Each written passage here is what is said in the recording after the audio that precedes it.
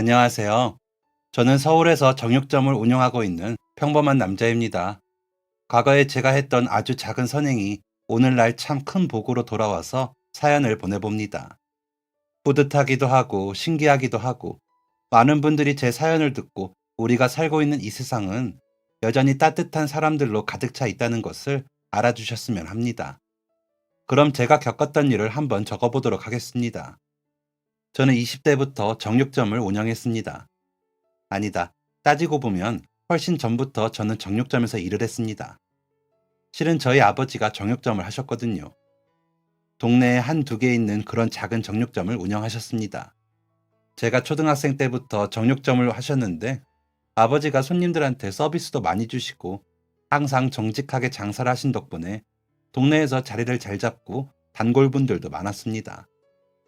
저녁 시간 전에는 저녁거리 사러 오시는 분들이 꽤 많아서 제가 고등학생 때부터는 아버지 옆에서 가게 일을 도왔습니다.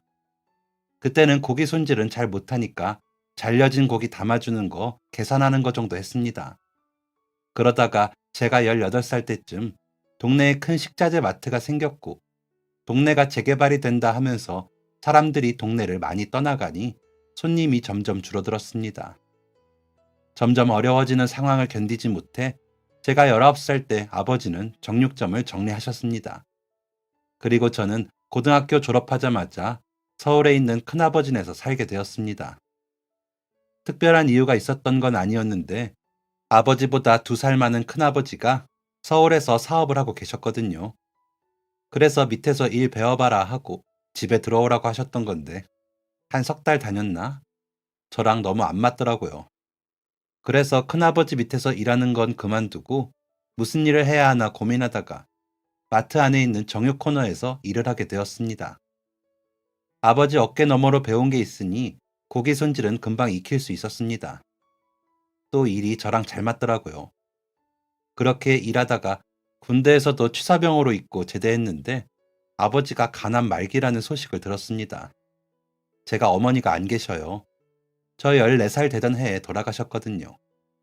가족이라곤 아버지랑 저랑 단 둘뿐인데 아버지마저 떠난다니 그때 진짜 전부 다 인생까지도 포기하고 싶었고 아무것도 하기 싫었습니다. 친구들보다 아버지랑 사이가 많이 좋았고 추억도 많았거든요. 그렇기에 아버지를 떠나보낼 자신이 더욱 없었던 것 같습니다. 아버지는 경기도에 있던 전셋집을 빼시고 제가 있는 큰아버지네로 들어오셨습니다. 큰아버지도 혼자셔서 집이 텅텅 비어 있었거든요. 큰아버지가 아버지께 병원 오가려면 서울이 편하니까 서울에서 지내면서 남은 생 저랑 추억 많이 만들라고 배려해 주신 거였습니다. 아버지는 간암 선고를 받으시고 2달 뒤에 세상을 떠나셨습니다. 그리고 떠나시기 일주일 전에 저에게 통장 하나를 주셨습니다. 용서가, 이거 그동안 아버지가 모은 돈하고 집 빼고 돌려받은 전세금이다. 이걸로 너 하고 싶은 거 하면서 살아라. 좋은 사람들 만나고 좋은 일 하면서 그렇게 살아. 통장에는 상당히 큰 돈이 들어 있었습니다. 그때는 아버지의 마지막을 인정하는 게 되는 것 같아서 받기 싫다고 울고 난리를 쳤는데 결국 그 마지막이 오더라고요. 저는 아버지가 남겨주신 돈을 어떻게 써야 할까 고민을 했습니다. 그리고 고민 끝에 저는 정육점을 차리기로 마음먹었습니다. 아버지가 생전에 정육점 문을 닫게 되셨을 때 진짜 많이 아쉬워하셨거든요. 정육점 사정이 진짜 한순간에 안 좋아졌는데 적자가 나는데도 불구하고 아버지께서 끝까지 버티고 버티시다가 결국 문을 닫게 되신 거였습니다. 한창 적자 보던 그때 아버지가 그 어느 때보다도 힘들어 하셨고 한숨을 많이 쉬셨습니다. 사실 아버지가 이러는 데에도 사연이 있습니다. 아버지가 원래는 일반 회사에서 일하시는 회사원이셨는데 어머니 만나고 결혼하신 뒤에 어머니가 고기를 너무 좋아하셔서 정육 배우신 거거든요. 아버지에게는 정육이라는 게 어머니와의 추억, 그리움, 이런 게 아니었을까 추측을 해본 적이 있습니다. 그렇게 정육점 문을 닫으신 후에도 원래 저희 정육점이 있던 그곳만 지나가면 시선을 다른 곳으로 돌리지를 못하셨습니다. 그토록 아버지에게 정육점은 참 큰 존재였습니다. 그래서 이제 제가 그 뒤를 이을 때가 아닌가 싶었고 아버지가 남겨주신 돈으로 정육점을 차리게 된 것이었습니다. 제가 본 아버지의 모습은 매일 고기를 손질하고 계신 모습이었습니다. 그래서 정육점 운영을 너무 만만하게 봤나 봅니다. 제가 시작해보니까 그냥 고기만 손질한다고 되는 게 아니더라고요. 좋은 고기 드릴 수 있도록 거래처도 찾아야 하고, 가게세랑 공과금도 내야 하고, 리모델링도 하고, 도구들도 사야 하고, 판매할 품목도 선정해야 하고, 양념육 팔려면 양념도 해야 하고, 홍보도 해야 하고, 등등 사장이 되면 해야 할 일이 정말 많았습니다. 아버지는 이 많은 일을 어떻게 혼자 해내셨을까? 신기하기도 하고 존경스럽기도 했습니다. 아버지 생각을 하면서 아버지가 주신 돈 헛되지 않도록 정말 열심히 운영을 했습니다. 초반에는 문만 열어놓는다고 손님이 알아서 오시는 게 아니니까 직접 전단지도 돌렸습니다. 사거리, 삼거리, 옆 동네, 아파트 단지 다 돌면서 전단지 돌리고 다녔습니다. 그런데 이런 제 노력을 손님들도 알아주셨나 봅니다.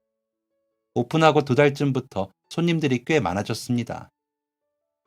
여기 고기가 진짜 맛있어요. 어떻게 똑같은 삼겹살인데도 이 집은 이렇게 맛이 좋지? 젊은 사장님이 어쩜 그렇게 요리도 잘해요? 우리 애가 여기 갈비 맨날 먹고 싶다고 아주 난리예요. 또 서비스 주는 거예요? 이러니 내가 다른 곳을 갈 수가 있어야지. 아버지가 하셨던 것처럼 질 좋은 고기를 보다 저렴하게 판매하고 서비스도 아낌없이 드리고 양념 하나하나에 정성을 들였더니 손님들이 많이 찾아주시는 것도 어쩌면 당연했습니다. 나중에는 자주 찾아오시는 단골 손님까지 생기게 되었죠. 정말 다양한 손님들이 정육점을 찾아주셨습니다. 제가 운영하던 정육점이 사거리에 있었는데요. 정육점을 포함한 마트, 카페, 빵집, 이런 상가들이 쭉 있고 상가 바로 뒤로는 아파트가 있었습니다. 지어진 지 얼마 안 된 아파트였습니다. 그래서 길도 엄청 깨끗했고 상가들도 새 건물이었죠. 그런데 4차선을 사이에 두고 건너편은 이쪽과 심하게 달랐습니다. 고물상이 하나 있고 운영하지 않는 듯한 악기 상점, 구두 수성 가게 등이 있었는데 다들 들어온 지 오래되어 보이는 가게들이었습니다. 그리고 그렇게 몇 개의 가게들 뒤로는 주택이 빼곡하게 있었는데 빼곡한 주택이 오르막길로 된 언덕에 가득했습니다. 저희 정육점은 바로 뒤 아파트에 사시는 분들도 오시고 건너편에 사시는 분들도 오셨습니다. 그렇다고 제가 그런 걸로 손님을 가린다는 게 아니라 신호등 하나 사이에 두고 같은 동네인데 이렇게 차이가 날 수 있나 신기할 따름이었습니다. 그렇게 단골이 된 다양한 손님들 중에서 특별하게 기억에 남는 손님이 계셨습니다. 그 손님은 건너편 주택가에 사시는 분이셨습니다. 일주일에 한 번, 많으면 2번을 오시던 분인데 항상 오후 4시쯤에 오셨습니다. 한 손에는 5살 남자 아이의 손을 잡고 다른 한 손에는 어린이집 가방을 들고 오셨습니다. 수수한 차림에 남자인 제가 봐도 화장을 하나도 안 한 듯한 얼굴, 차림새도 매번 비슷한 차림이었습니다. 손님은 항상 신중하게 고기를 구매하셨습니다. 고기 냉장고 앞을 왔다 갔다 하시면서 고기와 가격표를 뚫어져라 쳐다보셨죠. 뭐 찾으시는 거 있으세요? 아니요. 딱히 찾는 건 없는데 소고기 중에 가장 저렴한 게 뭐죠? 누가 먹을 거예요? 아이요. 볶음밥 만들어 주려고요. 저렴하고 아이가 먹을 만한 건 우둔살이 괜찮을 것 같아요. 네, 그럼 그거 100g만 주세요. 네? 100g이요? 솔직히 처음엔 좀 놀랐습니다. 고기를 100g만 구매하신다는 손님은 처음이었거든요. 보통 근 단위로 사시거나 아무리 적어도 300g은 구매를 하시는데 100g만 달라니 당황스러웠습니다. 제가 당황을 하니까 아이 엄마가 조심스럽게 묻더라고요. 안 되나요? 저는 얼른 정신을 차리고 당연히 된다고 말씀드렸습니다. 볶음밥에 넣기 좋게 잘게 다져주기도 했습니다. 그게 아이 엄마와 아이와의 첫 만남이었습니다. 그 다음 주에 다시 찾아온 아이의 엄마는 이번에는 돼지고기를 사갔습니다. 이번에도 아주 신중했습니다. 삼겹살을 한참 동안 뚫어져라 보다가 결국 사간 것은 목살이었습니다. 이번에는 200g을 사갔습니다. 찌개에 넣을 거니 반은 한입 크기로 잘라주고 반은 구워 먹는다고 했습니다. 그 다음 세 번째 만남 때는 아이와 인사도 나누었습니다. 5살이라는 남자아이는 눈이 땡그랗고 엄청 귀여웠습니다. 완벽하지 않은 서툰 발음이 너무 사랑스러운 아이였습니다. 제가 그때 정육점 오픈한 지 1년이 조금 넘었을 때였으니까 아내가 첫째 아이 임신 중이었거든요. 아들이었죠. 그래서인지 그 꼬마 아이가 더 눈이 가고 더 귀여워 보였습니다. 세 번째에도 마찬가지로 신중하게 고른 고기를 아주 소량만 사갔습니다. 그 이후로도 계속 그렇게 저희 정육점을 찾아주셨습니다. 제가 갈비 양념을 잡는 데에 진짜 오랜 시간 공을 들였거든요. 그만큼 인기도 엄청 많았습니다. 그런데 그 집 5살 아이의 입맛도 잡아버렸나 봅니다. 한동안은 아이 엄마가 일주일 단위로 갈비를 사가기도 했습니다. 하지만 매번 소량이었죠. 괜히 마음이 쓰이더라고요. 그 적은 양의 고기로 엄마와 아이가 나눠 먹는 건지. 그렇다면 분명 엄마는 얼마 못 먹고 아이가 먹을 텐데. 그래도 아이 엄마는 괜찮은 건지. 매주 그 모자를 보는 입장에서 마음이 좋지 않았습니다. 하지만 한편으로는 아이의 엄마가 대단하게 여겨졌습니다. 어떻게든 아이를 잘 먹이려 매번 신중하게 고기를 고르는 모습에서 아이 엄마가 아이에게 얼마나 정성을 쏟는지 알 수 있었거든요. 그게 아니더라도 아이를 바라보는 엄마의 눈이 반짝반짝 빛나는 것만 봐도 아이를 얼마나 사랑하는지 충분히 알 수 있었습니다. 그러던 어느 날이었습니다. 그날은 주말이었어요. 주말에는 조금 더 많은 손님들이 찾아주시거든요. 아침 일찍부터 나가서 준비를 해야 했습니다. 열심히 고기 손질하고 냉장고에 진열도 했습니다. 절단기계 켜놓고 집중해서 고기 자르고 있는데 어디서 어린애 목소리가 들렸습니다. 날이 좋아서 문을 활짝 열어놓아서 처음에는 밖에서 들리는 줄 알았습니다. 그런데 그 소리가 계속 들리더라고요. 그것도 제법 가까이서 들리는 듯 했죠. 저는 기계를 끄고 다시 소리에 귀를 기울였습니다. 아저씨! 아휴, 깜짝이야. 너 언제 왔니? 큰 소리에 깜짝 놀란 저는 냉장고 앞쪽을 내려다봤습니다. 그러니까 거기엔 매주 엄마의 손을 잡고 오는 5살짜리 꼬마아이가 서 있었습니다.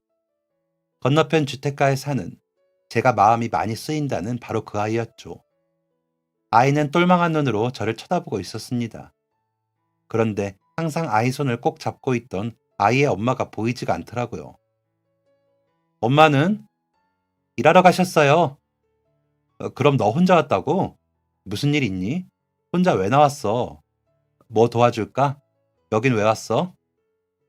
그때 저는 정말 큰일이라도 난 줄 알았습니다. 제가 그때 제 아기가 막 태어났으니까 애들 자라는 거에 대해 잘 모르잖아요. 5살짜리가 혼자 돌아다닌다는 건 상상도 할 수 없었습니다. 사실 요즘 세상엔 그게 진짜 큰일이지만 이 일이 있던 게 벌써 25년이 흘렀으니까 그때는 그럴 수도 있는 일이었죠. 그때까지만 해도 동네 애들 3, 3, 5 모여서 골목길에서 놀고 놀이터에서 놀고 하던 때잖아요. 그런데 그때 저는 얘가 혹시 길이라도 잃어버린 건가 생각했습니다. 얼른 냉장고 앞으로 가서 아이 앞에 쪼그려 앉았습니다. 제가 걱정하는 표정으로 무슨 일 있냐고 막 물으니까 꼬마애가 키득키득 웃더라고요. 정육점에 뭐 하러 왔겠어요? 고기 사러 왔지요. 그러면서 아이가 제 손에 무언가를 주더라고요.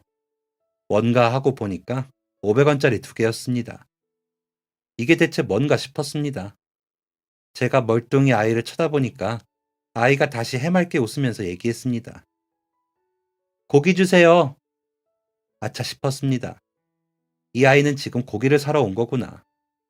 순진무구한 표정으로 정말 순수한 마음으로 단돈 1,000원을 들고 고기를 사러 왔다는 걸 그제서야 눈치챘습니다. 이 아이가 너무 귀엽고 당황스럽기도 해서 제가 하하하 웃음을 터뜨렸습니다. 그러니까 이 아이도 막 따라서 웃더라고요. 저 돈 엄청 많죠? 100원짜리보다 더 큰 거, 500원. 그것도 2개나 있어요. 고기 많이 살 수 있겠죠? 아이가 너무 순수한 얼굴로 물어보기에 저는 사실대로 말할 수 없었습니다. 그리고 솔직히 그 상황이 너무 웃기기도 했고요. 저는 아이에게 물었습니다. 어떤 고기를 사러 왔냐고요. 아이는 이번에도 자신있게 대답했습니다. 불고기요. 불고기 주세요. 그램? 그람? 100g? 그거 주세요. 너 정말 귀엽다. 불고기가 먹고 싶었어? 아니요, 저 말고 엄마가 먹을 거예요. 오늘 엄마 생일이거든요. 그런데 엄마는 바빠서 오늘도 일해요. 그래서 제가 불고기 사주려고요. 저는 돈이 많으니까요. 예상치 못한 아이의 말에 깜짝 놀랐습니다. 저는 기껏해야 아이가 불고기가 먹고 싶어서 왔겠거니 했는데 엄마의 생일이라고 챙겨준다니 제가 아이 엄마도 아닌데 감동적이더라고요. 저는 아이에게 알겠다고 한 뒤 어제 재워둔 불고기를 꺼내올 테니 잠깐 기다리라고 했습니다. 아이는 주머니에 꼬깃꼬깃 넣어온 장바구니를 꺼내면서 알겠다고 했습니다. 저는 생각할 것도 없었습니다. 아이 품에 고기를 하나를 안겨서 돌려보내야겠다는 생각뿐이었습니다. 아이의 마음이 너무 예쁘잖아요. 그리고 생일날에도 생계를 위해 일을 해야 하는 아이의 엄마도 많이 힘들 거고요. 저는 전날 밤에 재워두고 갔던 소 불고기를 꺼냈습니다. 그리고 아이는 100g을 주문했지만 저는 3근을 담아주었습니다. 아이는 제가 가져온 고기를 보고 감탄사를 뱉었습니다.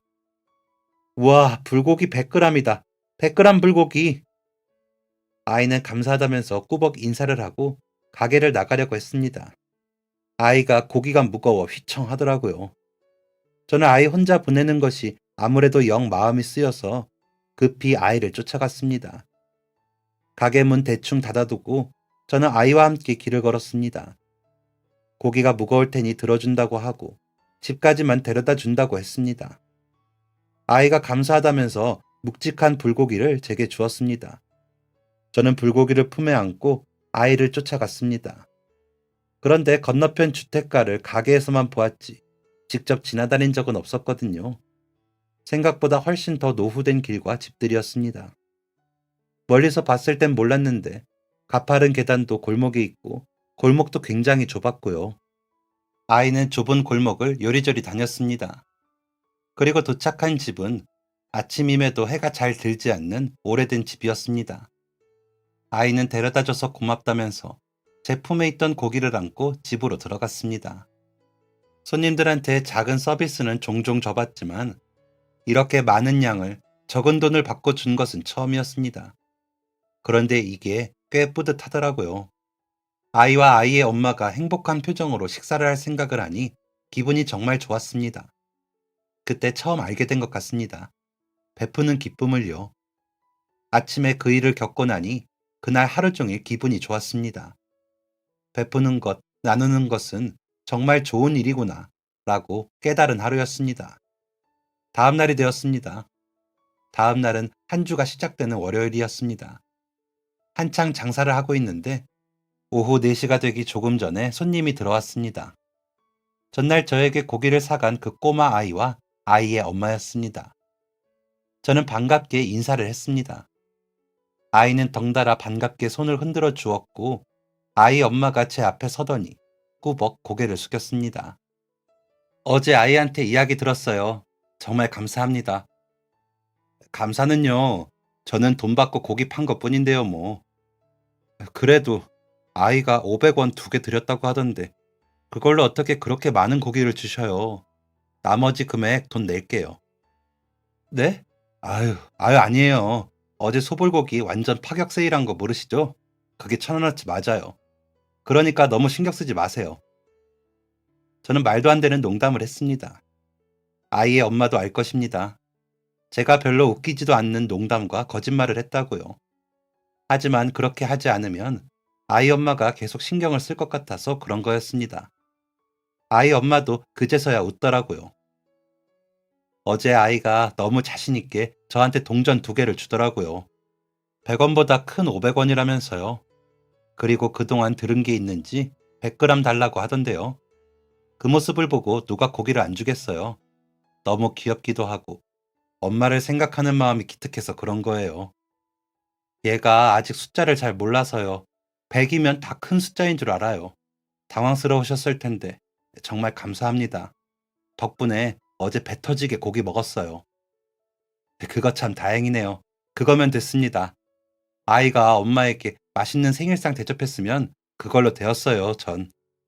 아이의 엄마는 그 다음에도 몇 번이고 감사하다는 인사를 하고 갔습니다. 아이가 고기를 사러 온 전날에 이어 아이 엄마가 찾아온 그날도 참 행복하고 뿌듯한 하루였습니다. 그리고 그때 다짐했습니다. 남한테 많이 베풀면서 살아야겠다고요. 그 일이 있고 나서도 아이와 아이 엄마는 저희 가게를 꾸준히 찾아주었습니다. 매번 소량의 고기를 일주일에 한 번씩 사갔습니다. 그로부터 1년이 지난 어느 날이었습니다. 평일 4시가 거의 다 된 시간, 가게 문이 딸랑하고 열렸습니다. 양념을 재우다가 인사를 하면서 돌아봤는데 그 꼬마 아이와 아이의 엄마가 서 있었습니다. 그런데 문에서 들어와서 고기가 있는 냉장고까지 들어오지 않고 문 앞에만 서 있더라고요. 뭐지? 하고 보고 있는데 아이가 뒷짐을 진 채로 제 앞으로 쪼르르 왔습니다. 약간 부끄러워 보이기도 했죠. 제 앞에 선 아이는 뒷짐을 풀고 등 뒤에 숨겨두었던 상자를 제게 내밀었습니다. 이게 뭐니? 아저씨, 생신 축하드립니다. 뭐? 아저씨 생일은 어떻게 알았어? 사실 그날이 제 생일이었거든요. 제가 깜짝 놀라서 묻자 아이가 가게 한쪽에 놓여진 달력을 가리켰습니다. 제 아내가 제 생일을 표시해둔 것을 아이가 본 모양이더라고요.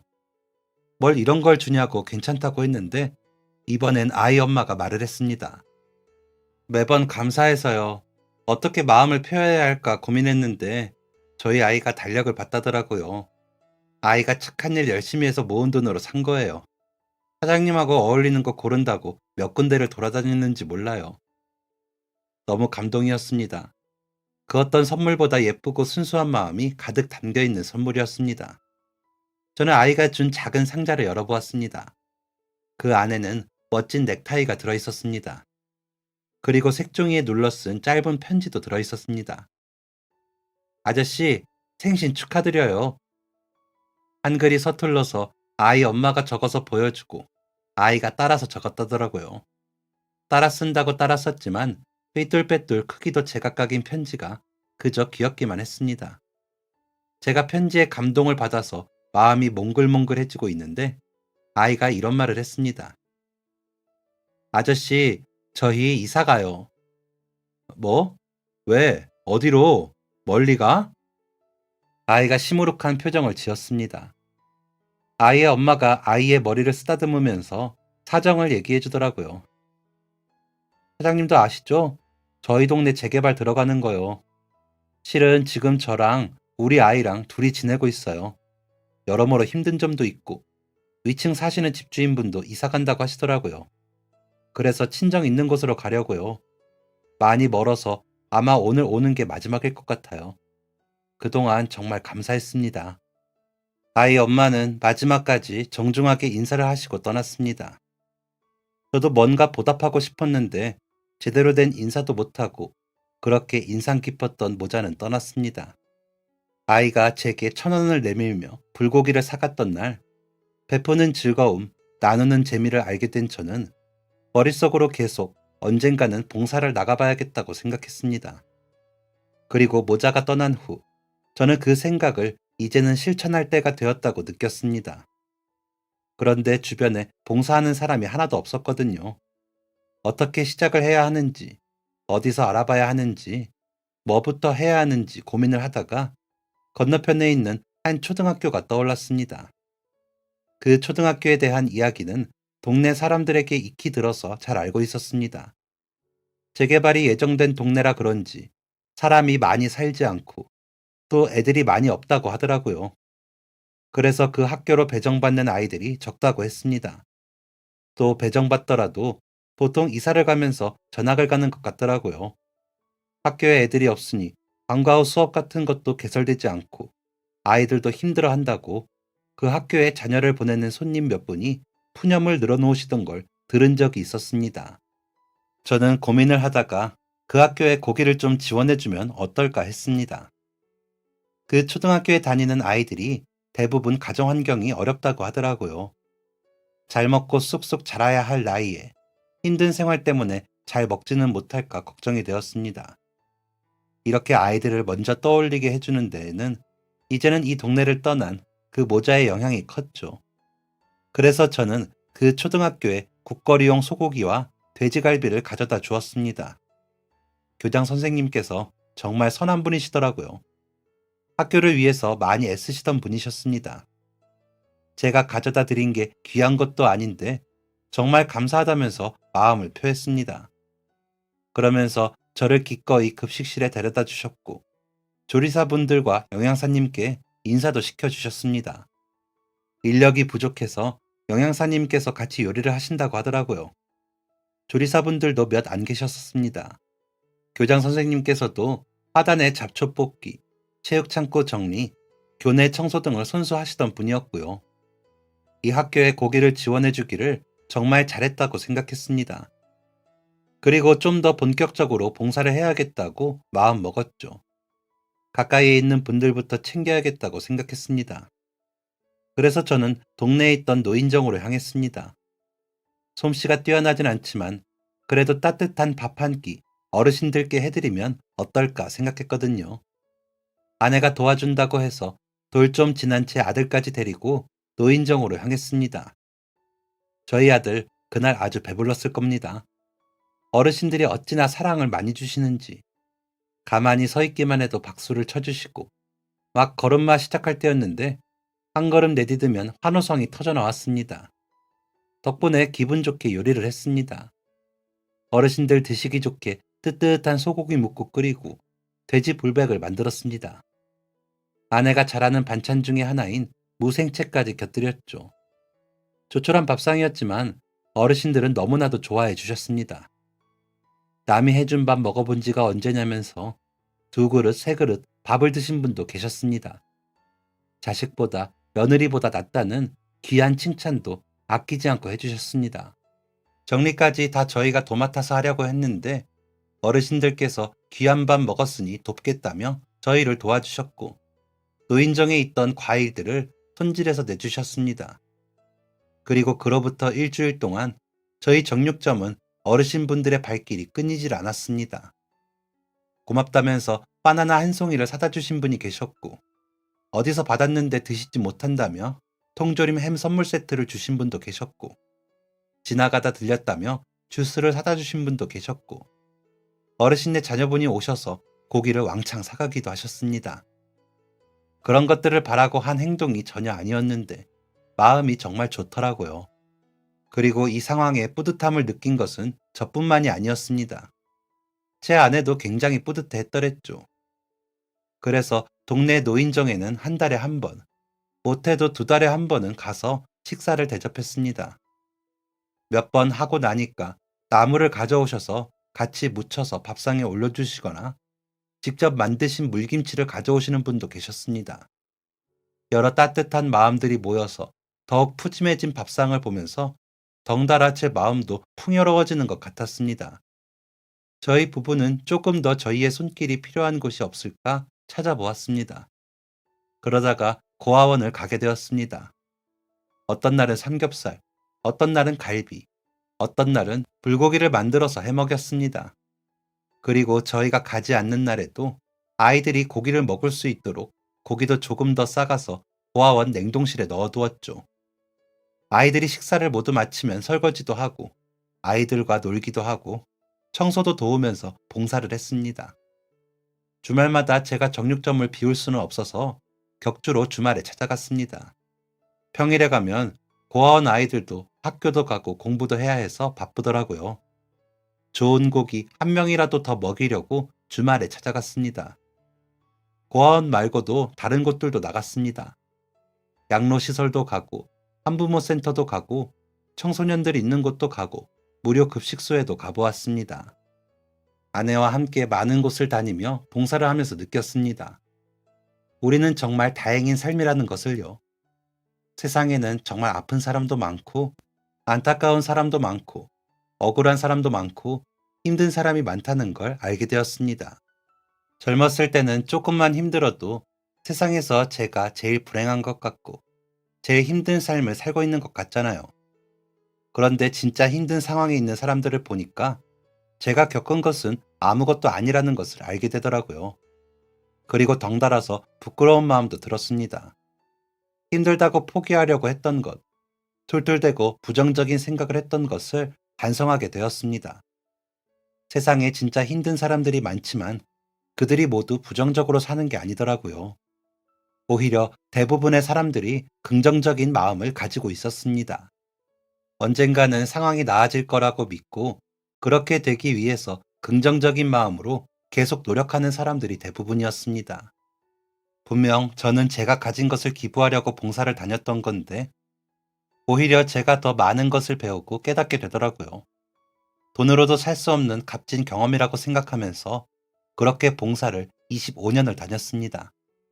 길다면 긴, 짧다면 짧은 시간 동안 삶에 더 감사하고 사람에게 더 정이 생기는 시간들이 가득했습니다. 그리고 25년 동안 저의 정육점도 그 자리를 우두커니 지키고 있었죠. 길 건너의 주택가는 어느새 아파트가 들어섰고 많은 사람들과 아이들이 이사를 왔습니다. 제가 꾸준히 고기를 주었던 초등학교도 이제는 여느 초등학교처럼 아이들이 많아지고 일하시는 분들이 많은 학교가 되었고요. 25년 동안 주변의 상가들도 대부분 바뀌었고 길 건너에도 상가가 빼곡하게 들어섰습니다. 저는 건물 주인분을 잘 만나서 가게를 잃지 않고 자리를 지킬 수 있었죠. 또 손님들이 꾸준하게 계속 찾아주셨던 것이 가장 큰 이유였고요. 그러던 어느 날이었습니다. 제가 평소에는 차 운전을 잘 하지를 않습니다. 집이랑 정육점이 근처라서 걸어서 왔다 갔다 하거든요. 하지만 봉사를 나갈 때에는 운전을 해야 했습니다. 필요한 고기나 도구 같은 것들을 옮겨야 하기 때문이죠. 그리고 고아원 같은 곳은 외진 곳에 있는 경우가 많기도 했고 장거리를 움직여야 했기에 봉사 갈 때는 꼭 운전을 해서 갔습니다. 그런데 제가 차에 대한 욕심이 전혀 없어요. 처음에 차를 산 이유도 저희 아내 때문이었습니다. 아내가 막 임신을 했을 때 저희 동네에 산부인과가 없었습니다. 그래서 조금 멀리 떨어진 곳에 다니게 되었는데 계속 걱정이 되더라고요. 아이는 예고 없이 나온다고 하던데 만약에 새벽에 진통이 오면 어떡하나 싶었습니다. 그때는 콜택시 같은 것도 잘 안 되어 있을 때였기도 했고 구급차가 좁은 우리 집 골목을 잘 들어올 수 있을까 걱정이 되기도 했죠. 그래서 급하게 면허를 따고 작은 경차를 한 대 구입했습니다. 그리고 그 경차로 25년을 끌고 다녔죠. 어차피 차야 굴러가기만 하면 되는 거 아닌가 하는 사람이라 바꿔야겠다는 생각도 욕심도 없이 봉사 다닐 때만 열심히 탔습니다. 아, 물론 정기 검진도 빼먹지 않았습니다. 그런데 제가 주말이 되어서 고아원에 봉사를 가기로 했던 날이었습니다. 집 앞에 세워둔 차를 끌고 가게 옆에 세워두었습니다. 필요한 것들 챙겨서 차에다 싣고 출발하려고 하는데 시동이 안 걸리더라고요. 아내랑 저랑 엄청 당황을 했습니다. 가기로 말 다 해놓고 얼른 가봐야 하는데 시동이 전혀 안 걸리는 겁니다. 저희는 얼른 카센터에 연락을 했습니다. 주말이라 그런지 2시간 만에 카센터에서 연락이 왔습니다. 아이, 사장님, 이거 차 바꾸시죠. 너무 오래됐어요. 장고장 없었어요? 이만하면 버티는 게 신기할 정도인데. 생각해보니 그동안 문제가 없었던 게 아니었습니다. 창문이 갑자기 안 올라가는 경우도 있었고, 배터리가 방전된 적도 있었고요. 제가 자동차에 대해 잘 몰라서 뭔지 정확하게는 모르겠지만, 어떤 부품이 노후가 되어서 교체를 한 적도 있었습니다. 카센터에서 나온 사람은 지금 당장 고칠 수 없고, 오래된 차라 부품이 들어오는 데에 시간이 좀 걸릴 거고, 수리 비용도 많이 나올 거라고 했습니다. 일단 알겠다고 하고, 그날은 어쩔 수 없이 봉사에 가지 못하고 정육점 문을 열기로 했습니다.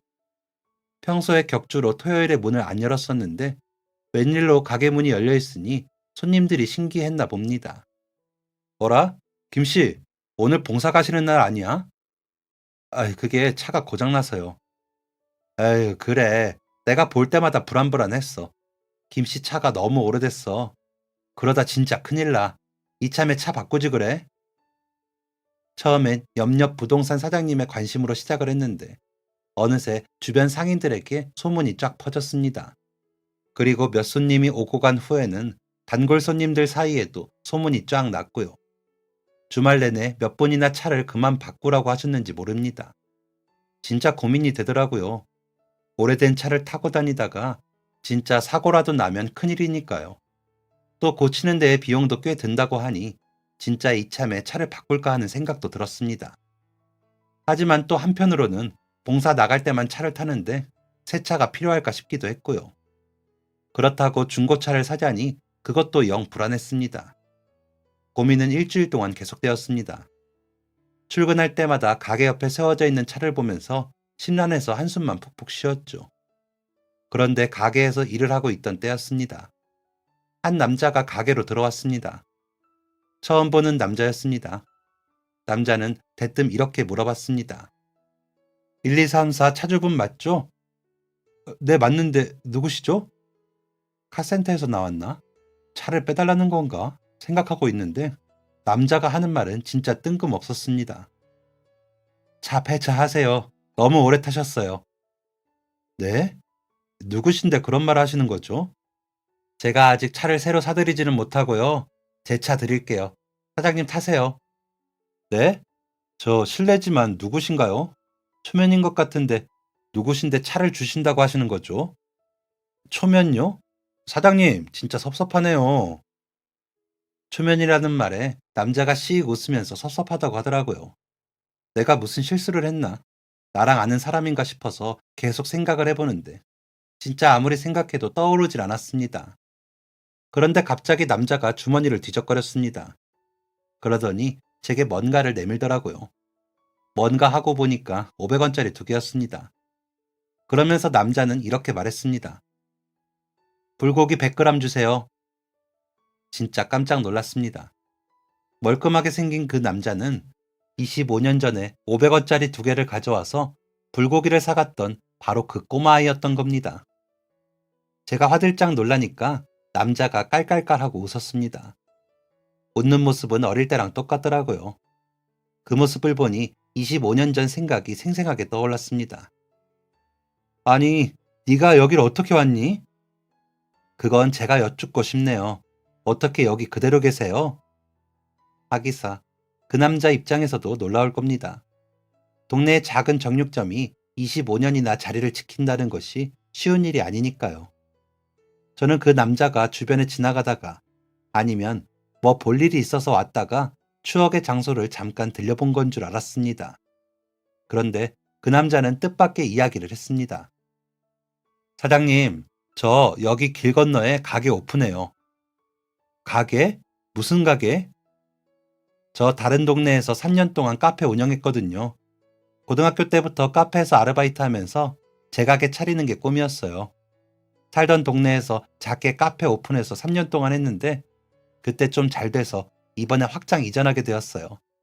어디가 좋을까 고민하면서 몇 군데 돌아다녔는데 마침 이 건너에 좋은 매물이 있더라고요. 지난주에 와서 보고 오늘 계약하고 오는 길이에요. 너무 신기했습니다. 그리고 기뻤습니다. 그때 마음이 많이 쓰이고 걱정이 많이 되었는데 이제는 번듯하게 자기 가게 하나 갖고 있는 어른으로 자랐다니 마음이 너무 좋더라고요. 그런데 이상했습니다. 이 애가 제 차가 고장난 것은 대체 어떻게 알았나 궁금했습니다. 알고 보니 부동산 사장님이 말해주었다고 하더라고요. 그러면서 다시 이야기를 꺼냈습니다. 사장님, 저 아까 말씀드린 거 그냥 한 말 아니에요. 마음 같아서는 차를 한 대 뽑아드리고 싶지만 아직은 제가 그 정도는 아니라 제가 재작년에 산 차가 한 대 있는데 그거 빌려드릴게요. 마음껏 타고 다니세요. 어차피 저는 이 근처에 집 얻을 거라 차가 필요 없거든요. 아이, 그래도 그건 아니지. 제가 여러 번 거절을 했는데 아주 막무가내더라고요. 마음대로 가게 앞에다가 차를 세워두고 키도 가게에 놓고 가버렸습니다. 곤란한 상황이라 이걸 어쩌나 했는데 그 주 평일에 양로원 봉사가 있었거든요. 염치 불구하고 차 좀 빌리겠다고 연락을 남겼습니다. 아니, 그러니까 자기도 따라간다고 하지 뭔가요? 그럴 거 없다고. 힘들 텐데 괜찮다고 했는데도 본인도 봉사의 뜻이 있다고 하는 겁니다. 괜히 저한테 차 빌려주고 제가 미안해하니까 따라 나선 게 아닐까 했는데 진짜로 봉사를 하고 싶어서 따라 나선 것 같았습니다. 어르신들에게 스스럼 없이 잘 다가가고 손도 야무져서 이것저것 많이 돕더라고요. 어르신들께서 어디서 이런 야무진 청년 데려왔냐고 해서 덕분에 어깨도 으쓱 올라갔습니다. 그날 봉사 마치고 집에 돌아가는 길에 앞으로도 시간 맞으면 봉사 같이 나가자고 하더라고요. 본인도 빵 같은 디저트류 많이 챙겨온다고요. 언제든 환영이라고 해주었습니다. 더불어서 차도 잘 빌리기로 했고요. 가게 근처에 두고 필요할 때마다 말하고 쓰기로 했습니다. 불편할 법도 한데 너무나도 흔쾌히 말 안 하고 써도 된다고 하더라고요. 그리고 그날 돌아와서 어른이 된 아이와 함께 소주를 한잔 하게 되었습니다. 그러면서 제가 몰랐던 이야기를 하더라고요.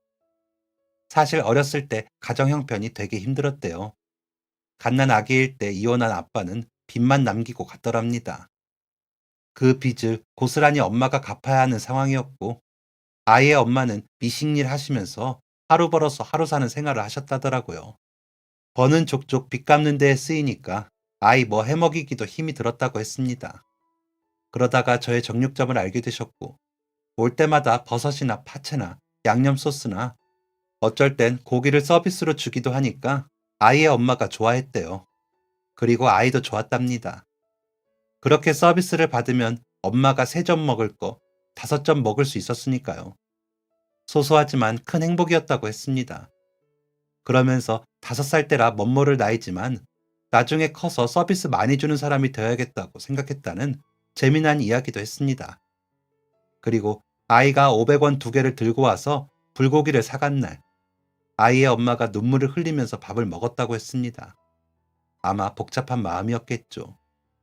누군가가 생일을 챙겨준 것도 오랜만이었을 거고 아이에게 고맙고 미안한 마음이 들었을 거라는 걸 잘 알고 있습니다.